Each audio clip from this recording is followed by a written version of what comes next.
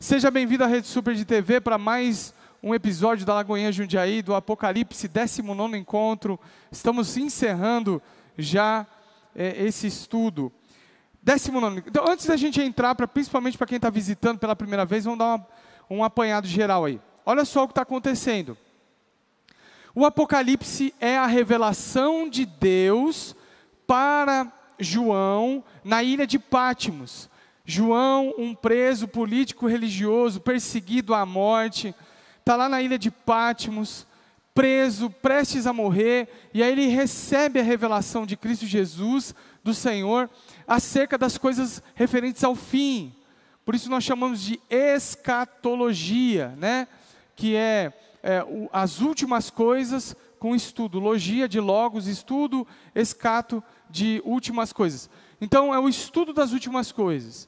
E nessa escatologia, nesse apocalipse, nós entendemos o apocalipse de maneira histórico-espiritual, através da visão amilenista. Então nós caminhamos por aí. Antes, deixa eu fazer uma chamada especial. Nós estudamos a partir da visão amilenista. E o capítulo 20 é o auge do Apocalipse, para que nós chamemos ele de amilenista. Então você não pode perder quarta-feira que vem. Quarta-feira que vem não tem culto presencial, somente online. Então é no capítulo 20, que fala do milênio, que nós vamos entender por que nós somos amilenistas. Por que, como teólogo, sou amilenista, e a partir dessa visão que nós estudamos o Apocalipse. Não falo em nome de todas as Lagoinhas, falo em nome aqui, pastor Marcos, teólogo, pastor aqui da Lagoinha Jundiaí. Então a gente estuda o Apocalipse a partir disso. O que é interessante nessa visão amilenista? É interessante frisar a questão que o livro ele não se trata de uma cronologia. Então nós não estamos falando de acontecimentos cronológicos. Primeiro acontece isso, depois aquilo outro, e vai assim sucessivamente. Não, ele é um livro de informações que nós chamamos dentro do amilenismo, de paralelismo progressivo. O que é isso? É o mesmo evento, são 7 paralelos, né? Então são eventos similares, não similares, os mesmos eventos, contados de diversas maneiras, diversas óticas. Hoje a gente entra no 7º paralelo, ou seja, no último paralelo. E por que progressivo? Porque a história, a revelação já aconteceu, está acontecendo e vai acontecer. Ou seja, ela acontece de maneira progressiva. Ela já aconteceu quando João estava escrevendo, porque quando João escreve o Apocalipse, ali estava acontecendo a grande tribulação para eles. Já aconteceu porque bem no passado presente, por exemplo, aconteceu histórias de perseguição. Está acontecendo porque neste momento, exatamente nesse momento, é a maior perseguição da história do cristianismo. Está acontecendo agora. Cristãos sendo mortos naquilo que nós chamamos de janela 1040, que é os países de maior perseguição do mundo. Hoje, a maior perseguição e morte contra os cristãos está acontecendo agora. Agora, não aconteceu no passado, é agora. E vai acontecer de maneira derradeira, quando assim Jesus vir. E Jesus vem uma vez só, né? Diferente de outras vertentes do Apocalipse, por exemplo, o pré-milenismo, o dispensacionalismo, que fala que Jesus vem e arrebata a igreja secretamente. Aí fica um povo, esse povo vai, os judeus com alguns cristãos que vão se converter num período, depois Jesus vem de novo, estabelece o milênio, aí são 1000 anos reinando com Cristo, e depois vem o juízo final. Ao contrário disso, a Bíblia não fala sobre isso, não achamos base sólida bíblica para falar sobre isso. Nós vimos aqui o relato da vinda de Jesus, e se você pegar todos os capítulos, você vai ver que ele vai descrever o mesmo evento de maneira progressiva, sobre várias óticas. Se você pegar, por exemplo, o capítulo 7, o capítulo 12, o capítulo 13, o capítulo 9, o capítulo 15, ele vai falar do mesmo evento de maneira progressiva sobre várias óticas. Então, dentro dessas óticas, quando nós chegamos no capítulo 16, fica muito evidente uma proposta daquilo que Jesus está falando com João. E qual é essa proposta e qual é essa evidência? Da polaridade, da polarização.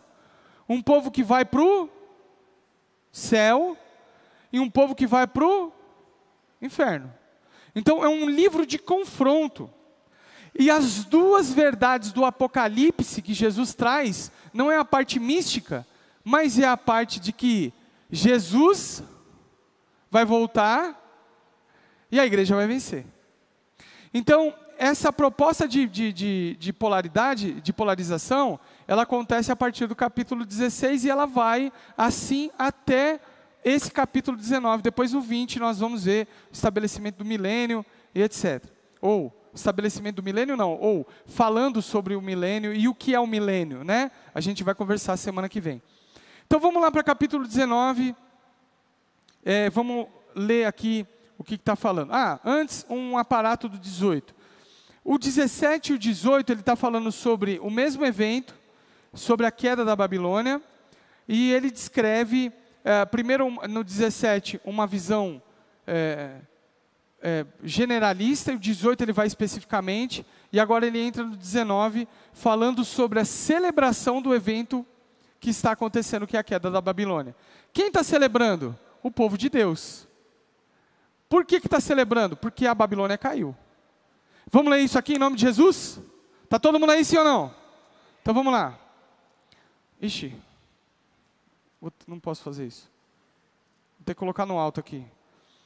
Depois disso, ouvi nos céus algo semelhante à voz de uma grande multidão que exclamava. Preste atenção. Depois disso, ouvi nos céus algo semelhante à voz de uma grande multidão que exclamava. O que ele está ouvindo aqui? Ele está ouvindo a voz da igreja salva, dos salvos. E qual que é a voz? Voz de celebração. Vamos ver o que eles estão celebrando aqui. Aleluia! E a palavra aleluia é uma exclamação de contentamento e felicidade, de alegria. Aleluia é uma vibração de alegria com os feitos de Deus.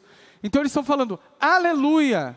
Aleluia é o quê? Porque eles estão felizes que Deus fez algo. O que Deus fez? Vamos lá.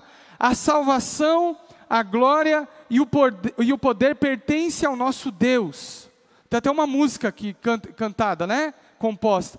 Que é aleluia, né? Honra e poder pertence ao nosso Deus. Eu não lembro direito a letra, mas é por aí. Amém?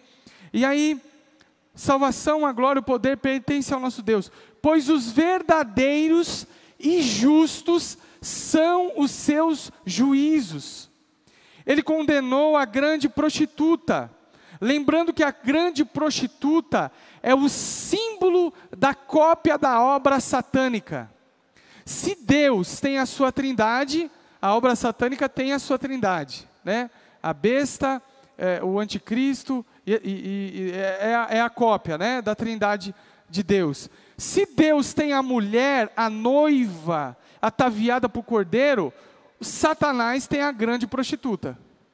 Que grande prostituta é essa? É o sistema religioso, e depois ele se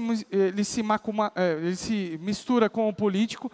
É um sistema religioso que promove adoração a qualquer outro Deus que não seja o Cristo. Tá, qual religião é essa? Qualquer uma. Qualquer uma.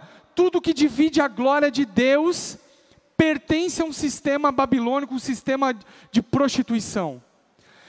Dividiu a glória. Você vai para o céu, quando? O que você precisa para ser salvo? Acertar Jesus e não cortar o cabelo. Acabou, meu irmão. Aceitar Jesus e guardar o sábado.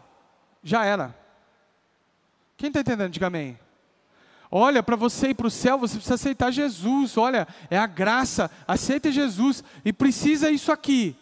Tudo que divide a glória do Senhor pertence ao sistema satânico babilônico. Não tem nada que você possa fazer para a salvação. A salvação é a graça de Deus, instrumentalizada pela fé. Ou seja, eu tenho acesso à graça através da fé. A minha participação é fé. Creio no Senhor, creio na graça de Deus. A gente vai ver isso no texto, mais para frente, quando ele fala que a noiva estava preparada e que Deus deu um vestido para ela. A gente vai entender isso mais para frente. Então, então tem gente que pensa assim, ah não, olha a Babilônia, o sistema babilônico, né, eu já falei isso aqui uma vez e até tenho vergonha de repetir, é o sistema católico romano. Meu irmão, não é assim, não tem uma coisa, é um sistema que permite a prostituição, ou seja, a prostituição na palavra de Deus é o relacionamento com outros deuses. E inclusive pode acontecer na igreja evangélica. Ai meu Deus, o que é isso? Sim, quando? Quando levanta-se um ídolo. Aí eu vou lá na igreja, porque lá na igreja tem um louvor maravilhoso, louvor é bênção, ele me liberta, opa meu irmão, você está tudo errado. Eu vou lá para ouvir o pastor, porque o pastor é não sei o quê, opa, lascou. Quem está comigo, diga amém. Tem alguma coisa errada. Eu vou na igreja por quê? Porque eu venho entregar meu culto de adoração ao Senhor. Quem está entendendo, diga amém. Eu venho participar das coisas do Senhor. Então quando tem algo que divide, tem um sistema babilônico por trás, um sistema de prostituição. Vamos lá. Ele condenou a grande prostituta que corrompia a terra com a sua prostituição. Ele cobrou dela o sangue dos seus servos. Ou seja, Deus exerceu juízo sobre os ímpios. Preste atenção, isso a gente já falou no Apocalipse. Deus, a perseguição contra a igreja, mas o juízo é contra os ímpios. A igreja será perseguida, os ímpios serão ajuizados, ou seja, os ímpios serão julgados e condenados. Quem está comigo aqui, diga amém. Ok? Continua. E mais uma vez a multidão exclamou, aleluia! A fumaça que dela vem sobe para todo sempre. Preste atenção nisso, que algo interessante. A fumaça que dela vem, a fumaça que vem da onde? Das ruínas da Babilônia, né? Se você fazer um paralelo aí, eu vou falar. Se você fazer um paralelo aí, você vai ver que tem lugares e situações que quando acontece a escolha do novo Filho de Deus na terra, o que acontece?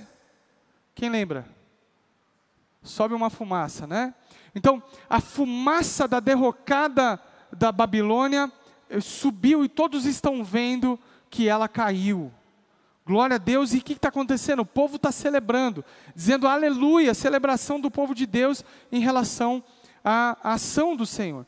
Os 24 anciãos e os 4 seres viventes prostraram-se e adoraram a Deus que estava sentado no trono e exclamaram, amém, aleluia. Quem são os 24 anciãos?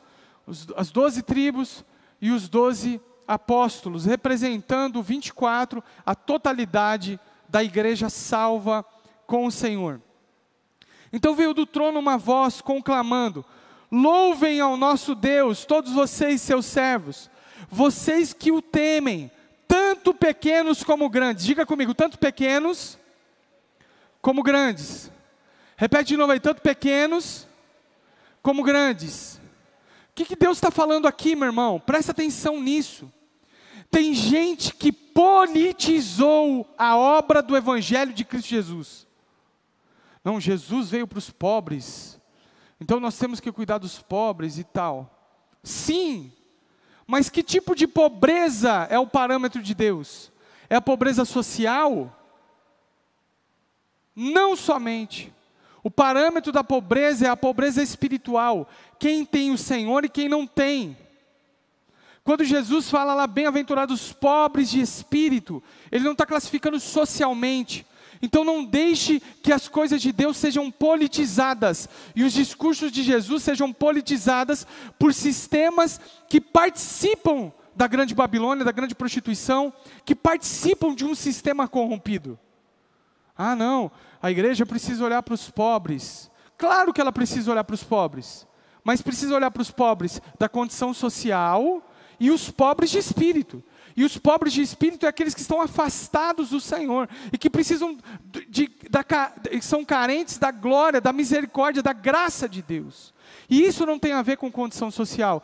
Por isso que aqui o texto está falando grandes e pequenos, porque todos estão lá e agora todos são iguais diante de Deus. Ele vai falar isso também no sistema corrompido, a gente vai perceber. Quem está comigo aqui, diga amém. O que eu quero dizer com isso? Eu quero dizer com você que você tem que abrir o olho, porque o sistema político também é o anticristo. Haverá a figura de um anticristo derradeiro, que ele vai se levantar como um líder político.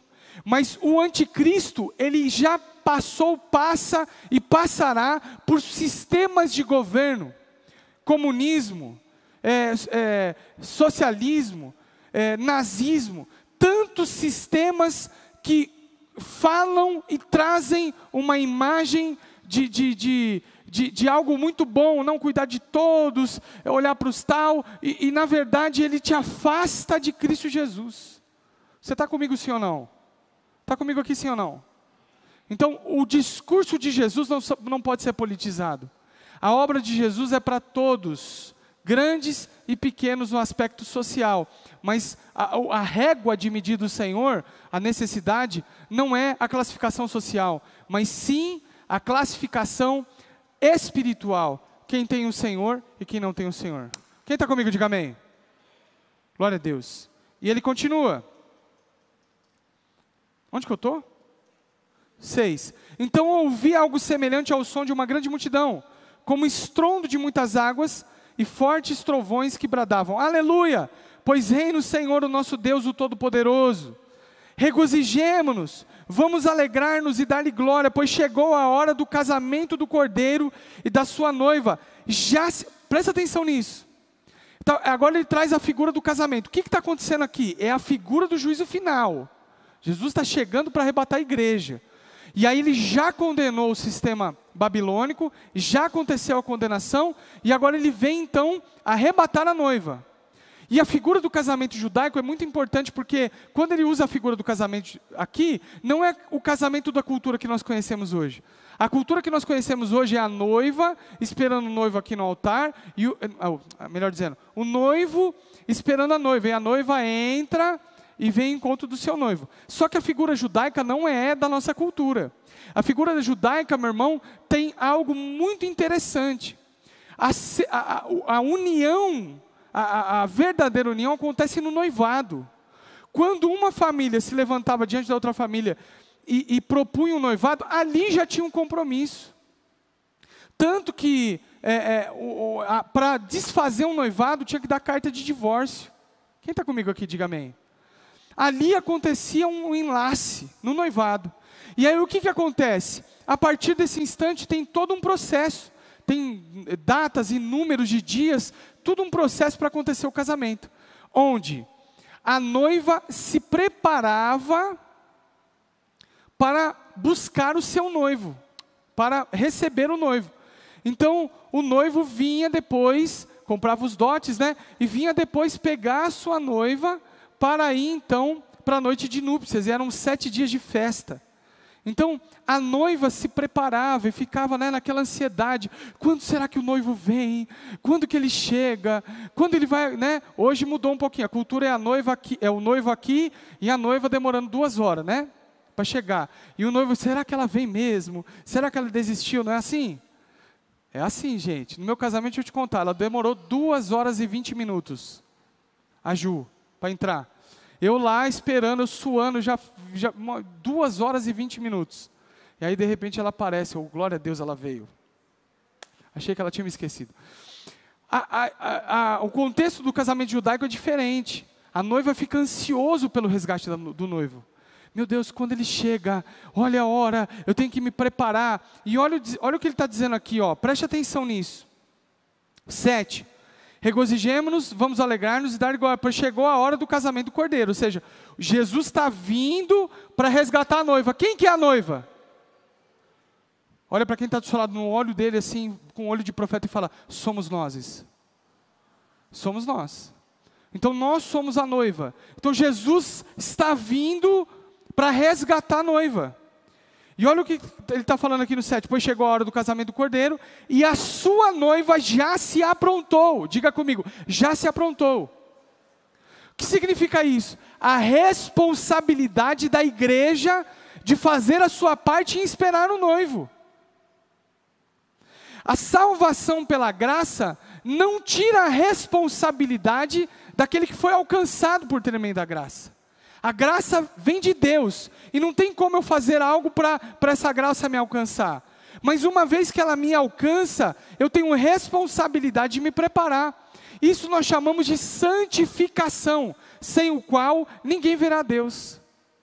A noiva precisa se santificar, se preparar. A noiva precisa agora se ornamentar, ficar cheirosa, ficar bonitinha. A noiva precisa, fazer um esforço, isso é a santificação. Mas a santidade não é responsabilidade nossa. A santidade é o Espírito de Deus em mim.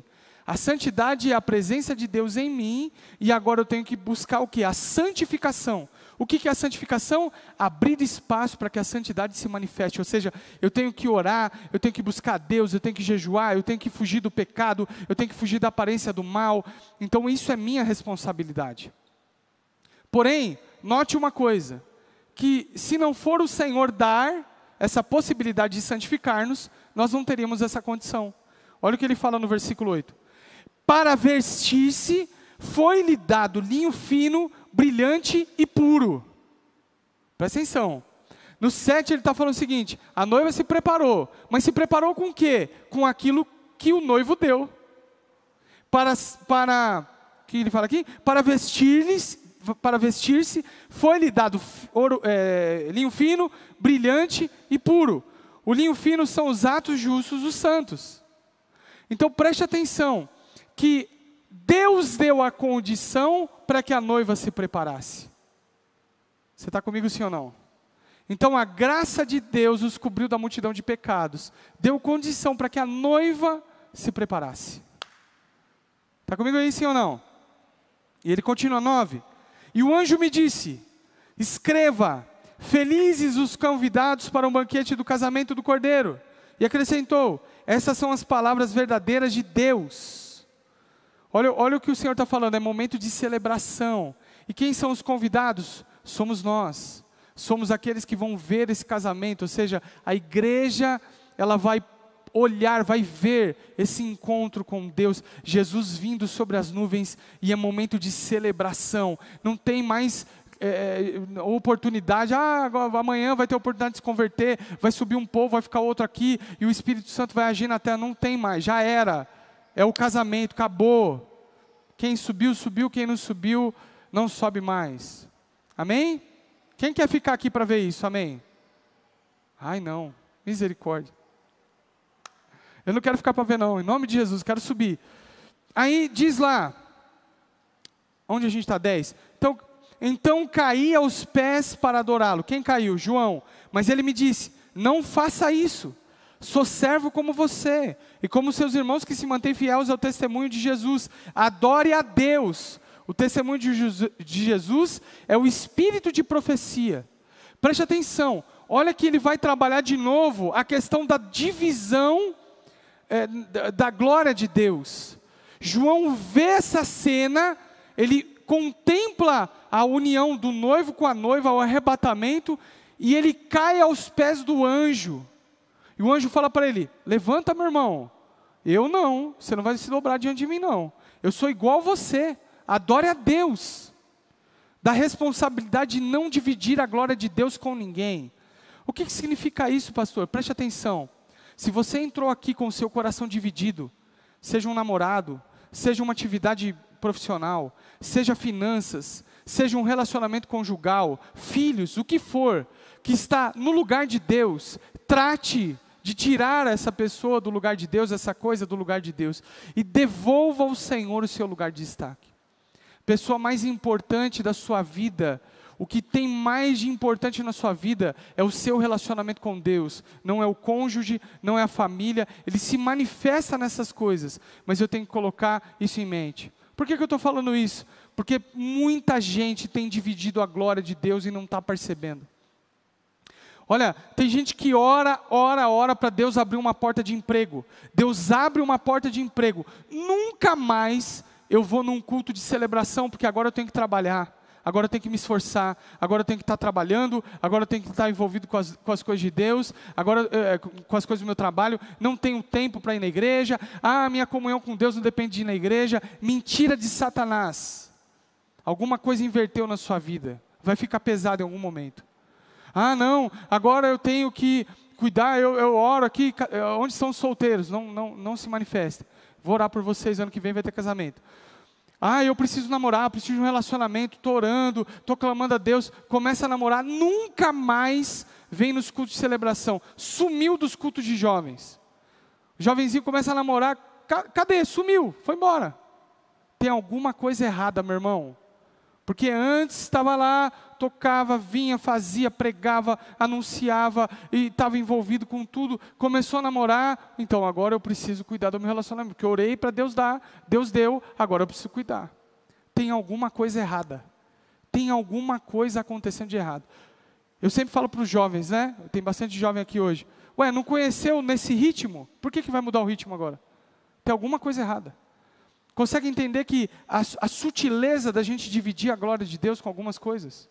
E a gente coloca um nome de algo muito bom. Não, eu tenho que cuidar da minha família. Eu não gosto de classificação. Deus, família, ministério, trabalho, sei lá como que é. Essas classificações, não existe isso. Você não encontra isso na Bíblia. Quando nós estamos firmados em Cristo Jesus, tudo é prioridade. Tudo está ligado. Não tem, não, primeiro Deus, depois a minha família, depois o meu trabalho, por último o ministério. Não existe isso. É tudo uma coisa só. Eu, minha casa, minha família, estamos todos juntos, celebrando ao Senhor, servindo ao Senhor. Quem está comigo aqui, diga amém. É um prazer, não é peso. Então, a gente tem que tomar cuidado com aquilo que divide sutilmente a nossa mente e o nosso coração. Quando nós pensamos assim, pensamos num Deus dualista. Um Deus secularizado. Ah, isso é sagrado, isso é profano. Olha, isso é música de Deus, isso é música secular. Ah, esse trabalho é de Deus e esse trabalho é secular. Aonde está isso, meu irmão? Onde a gente encontra a base bíblica para isso? Tudo é santo.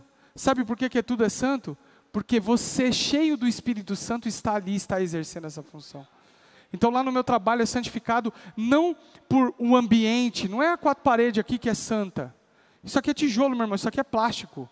A caixa é santa, né? Esses dias eu recebi um pedido, pastor, vai lá ungir minha casa. Meu irmão, eu respeito e vou orar, mas eu não vou ungir objeto, eu vou ungir você. Quem está comigo aqui, diga amém. Quem vai ser salvo aqui, quem precisa da glória de Deus, da misericórdia de Deus, é você. Então eu vou ungir você. Isso aqui é plástico, isso aqui é tijolo, e quando a gente vai embora, não tem nada de santo nisso. Mas quando nós subimos aqui, quando nós estamos juntos aqui, então a santidade de Deus está se manifestando. O Senhor está se manifestando. Então, esse ambiente passa a ser santo. Quem está comigo, diga amém. Quando você está lá no seu trabalho não é santo, mas quando você chega lá, você é um santo do Senhor no seu trabalho. Você tem que ter a responsabilidade de manifestar a glória de Deus e tornar aquele ambiente santificado. Quem está comigo aqui, diga amém. Quem está comigo aqui, diga amém. Porque senão, meu irmão, a gente adquire uma mente, a gente se acostuma com a questão mística do Evangelho. A água santa. O objeto santo, o não sei o que santo. Não, santo é você. E quando você está de maneira correta, na postura correta nesse ambiente, então tudo está ali participando da santidade que habita em você. Quem está comigo, diga amém. É uma linha fina para a gente ser religioso. É uma linha fina para a gente se tornar religiosos e viver em religiosidade. Religiosidade escraviza.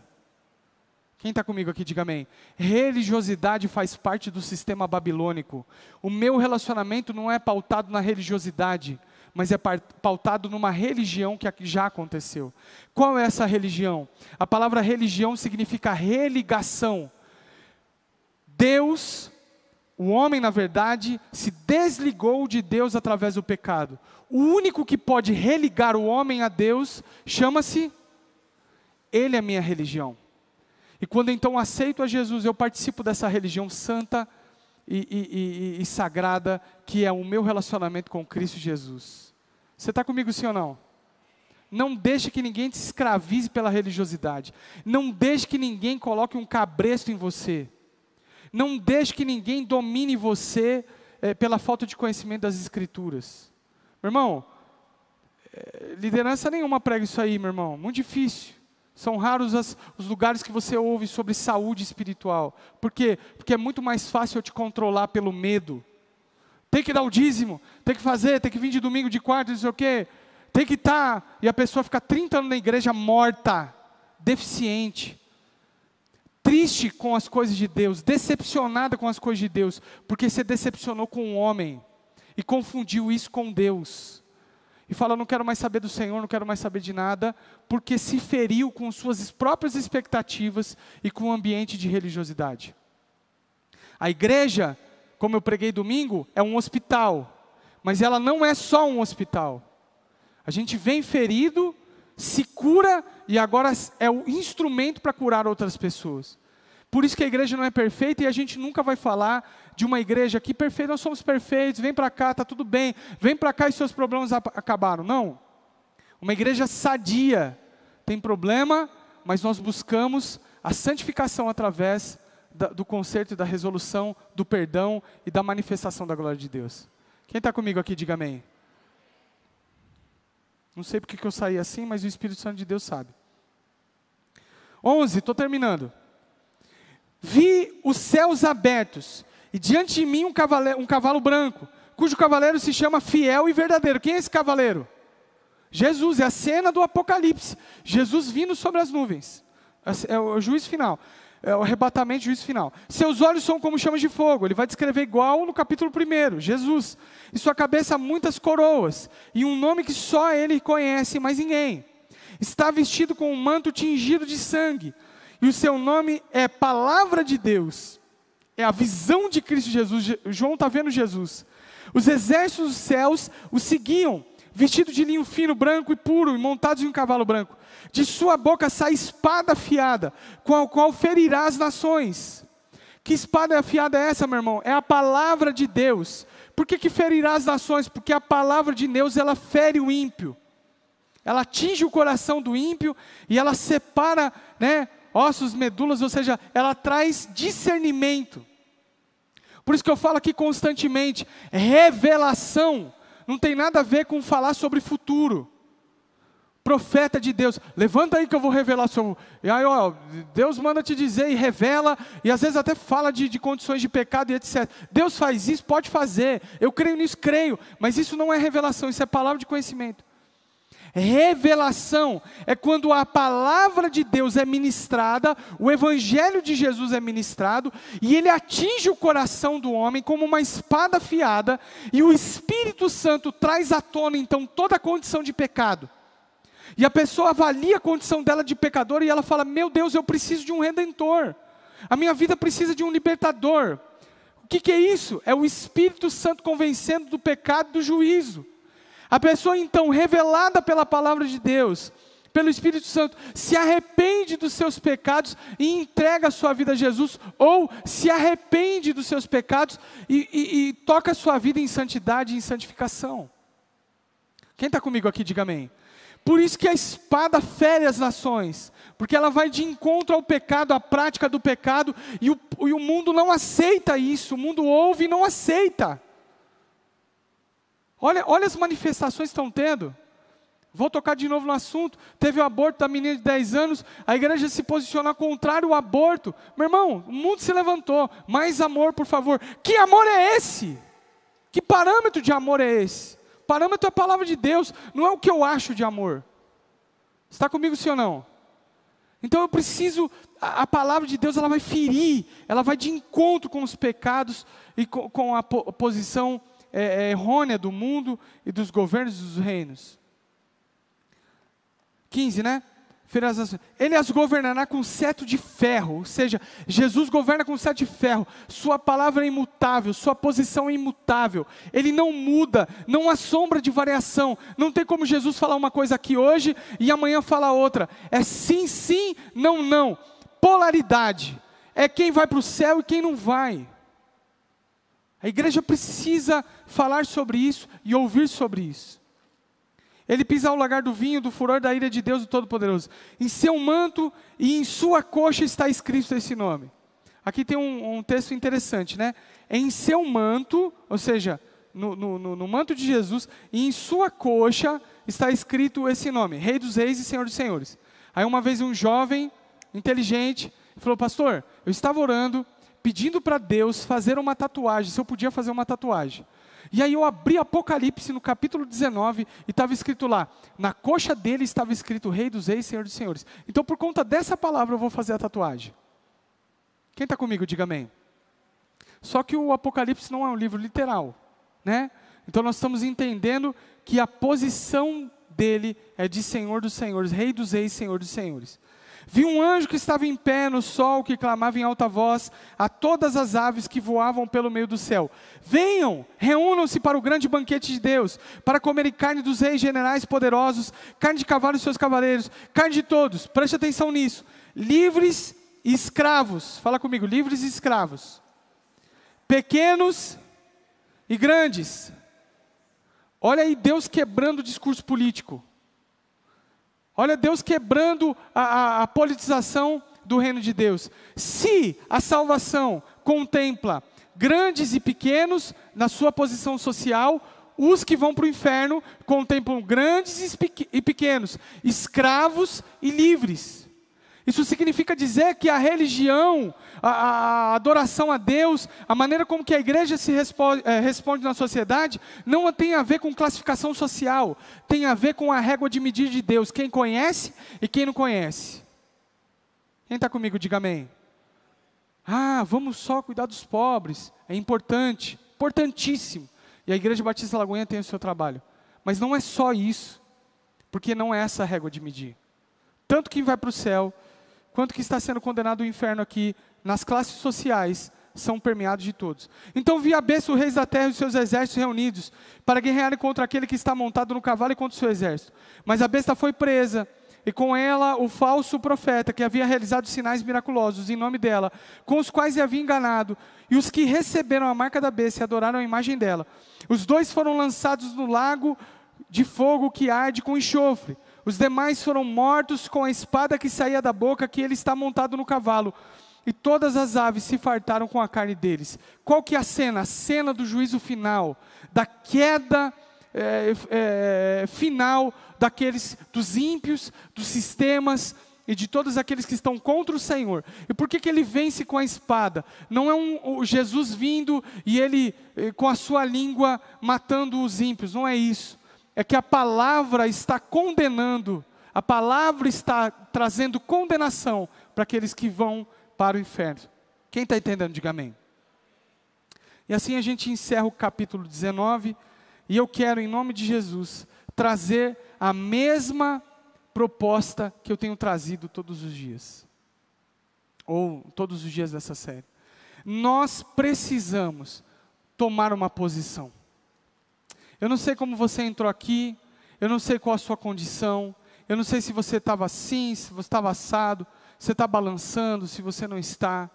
Eu sei de uma coisa, nós ainda temos tempo de ouvir a mensagem do Senhor, e o Espírito trazer revelação para mim e para você, acerca dos nossos pecados, da condenação, do juízo, e de trazer a possibilidade de sermos salvos e de conhecer essa salvação. O que eu quero propor para nós aqui e para aqueles que estão em casa assistindo é que nós tomemos uma atitude. Não dá mais para ficar em cima do muro. Não dá mais tempo para brincar de ser crente. Não temos mais tempo para andar ali com um pé aqui e um pé ali. É tempo de nos firmarmos na palavra de Deus. Meu irmão, você pode tomar a maior decisão da sua vida hoje e viver a sua vida em alegria e satisfação. Viver a sua vida livre. Andar com Deus não é uma escravidão. O apóstolo Paulo escreve a carta aos Gálatas, porque os Gálatas ímpios, que não conheciam o Senhor, os Gálatas considerados gentios, ou seja, não judeus, que não conheciam a Deus, eles ouviram o Evangelho através da vida de Paulo e decidiram entregar o seu coração a Jesus. Entregaram o seu coração a Jesus e passaram a viver o gozo do Senhor, alegria, satisfação, foram batizados com o Espírito Santo. Mas um dia, cristãos judaizantes, ou seja, religiosos, pessoas cheias de religiosidade, se infiltraram no meio dos Gálatas e começaram a dividir a glória de Deus. Começaram a falar para os Gálatas assim: olha, para vocês serem salvos, para vocês participar das coisas de Deus, não é assim do jeito que você está imaginando, não. Você acha que é só aceitar Jesus, é só entregar o seu coração e viver de maneira livre do jeito que vocês estão pensando? A gente confunde liberdade com libertinagem. A liberdade da graça não é uma liberdade que me promove a fazer qualquer tipo de coisa, não. A graça traz a responsabilidade de entender que eu não merecia, mas fui alcançado por Deus. Então, como resposta, é a santificação. E aí no meio dos Gálatas começou um papinho furado: olha, não é só isso, mas é Jesus e as leis. Não é só isso, é Jesus e a circuncisão. E o apóstolo Paulo escreve a carta de Gálatas, no capítulo 3, dizendo o seguinte: ó insensatos Gálatas, quem os enfeitiçaram? Será que vocês começaram tão bem pelo Espírito e agora vocês querem se aperfeiçoar pela força da carne? Me responda uma coisa, Paulo descrevendo no capítulo 3: foi pela graça que vocês receberam o Espírito Santo de Deus? Ou foi pelas leis? Ou foi pela força do braço? A decisão de servir ao Senhor não é um peso, não é uma escravidão, mas é uma vida prazerosa de relacionamento com o seu Pai, Deus dos deuses, o Rei dos reis, o Senhor dos senhores. É um relacionamento íntimo, que traz liberdade, traz paz, traz alegria, traz satisfação, que não me livra do problema, mas me livra no problema, que não me livra dos problemas, mas me livra no problema, que fala para mim que eu vou ter problemas, que eu vou ter aflições, mas para eu ter bom ânimo, porque Ele nunca me deixaria só. Você nunca vai estar só com o Senhor. Você pode enfrentar o que for, Jesus sempre estará do seu lado. Essa é a maior mensagem que a Bíblia pode nos trazer, que um dia o seu Filho Jesus Cristo morreu para nunca mais nos deixar órfãos. Quem está comigo, diga amém. Mas eu aprendi minha vida inteira que eu seria arrebatado antes do problema, que antes do problema o Senhor nos livraria. E aí eu passei pelo problema e olhei para Deus e falei: Deus, por que eu? Por que o Senhor se esqueceu de mim? Deus nunca disse que nos livraria do problema, mas no problema.